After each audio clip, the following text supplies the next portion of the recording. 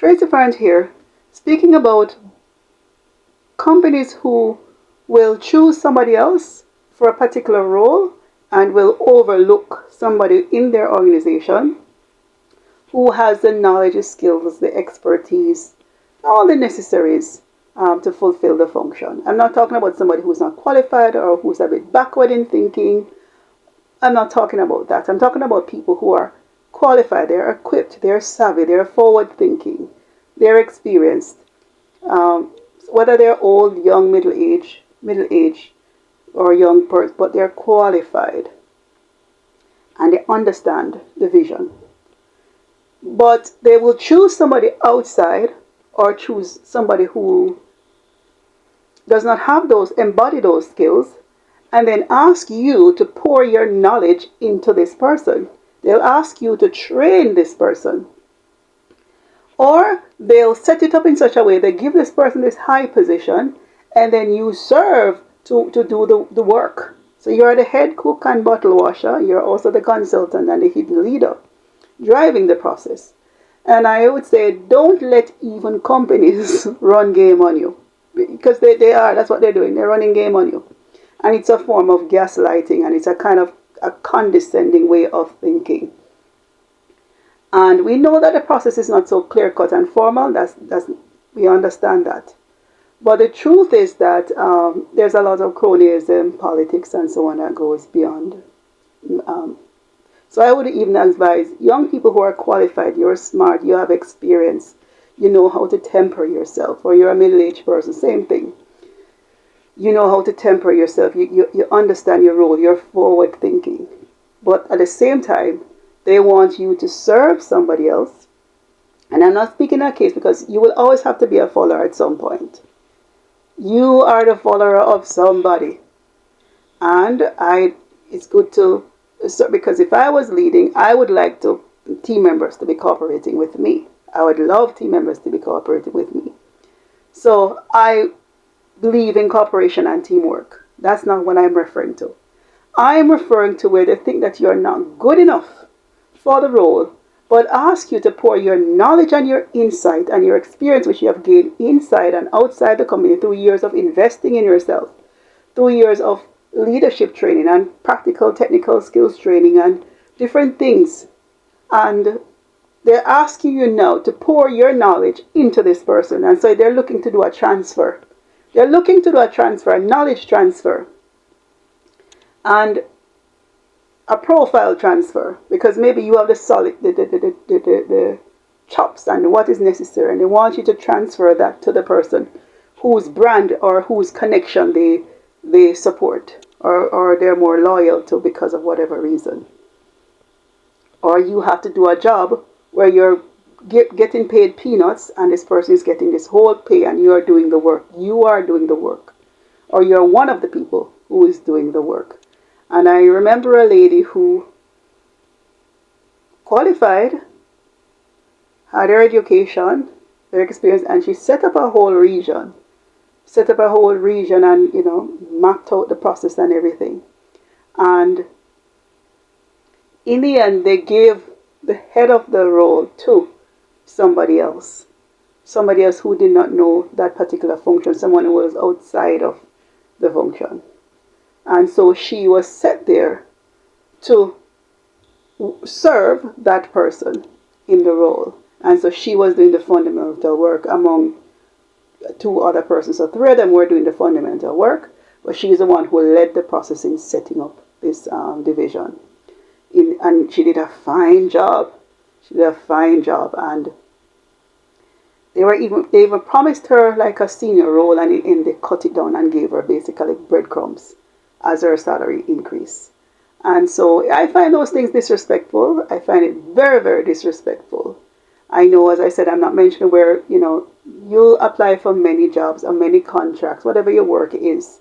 If you work by yourself and you apply for a contract to provide a service, somebody will beat you out of it sometimes. That's just the reality of life. I'm not referring to that.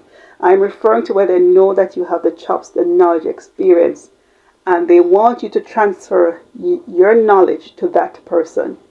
And they will do it. And because sometimes you don't have a job immediately, they think that you have nowhere to go. And they will align you with that person.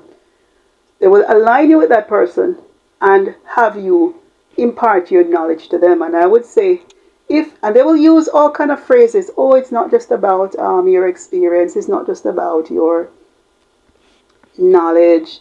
It's not just about getting the job done. It's not just about leadership skills. It's not about, and they'll use all of these fancy phrases that if you do a survey, you'll hear a lot of things that people have been told. And it's a form of gaslighting. As I said, every single job that you see, you have to learn that job. The most important thing is the training, the skill, and your inward learning aptitude, and the discipline and the knowledge that you put into that role. Well, whether it's cooking, whether it's packing labels, whether it's the highest job on this planet, every single function can be learned. And even if you're an accountant and you're moving to another company, you still need to learn your software. So you always have to keep on learning something, irrespective.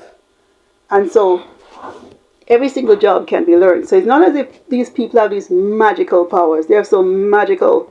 They're magical. They have these magical skills. They make a lot of mistakes too. They do. The leadership makes a lot of mistakes. Leadership in government, leadership in corporations, leadership on a minor coaching team for some kids, leadership in education. They make mistakes too. And they also need a team of experts to assist them. So it's not as if they have these magical powers that's out of your reach. No. And I would say if the person is not good enough to fit the role, then I would say to the person, say to them, whether not literally, but say to them in your action, if I'm not good enough for this role and to be paid this salary and to have this status, well, certainly my knowledge and my experience is not good enough to be transferred to somebody else. Because why would you be asking me to transfer my knowledge and my experience to somebody else, and then you turn around and say, I'm not good enough to sit in the seat?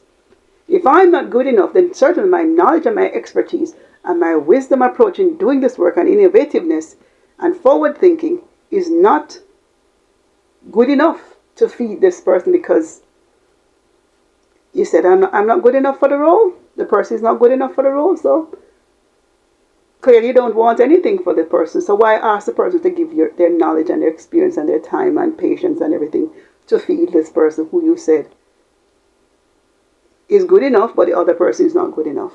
Well, if they're not good enough to gain the big salary, if they're not good enough to gain the leadership title, if they're not good enough to fulfill the job, well, certainly their knowledge and their skill and their insight and so on is not good enough to impart to that person either.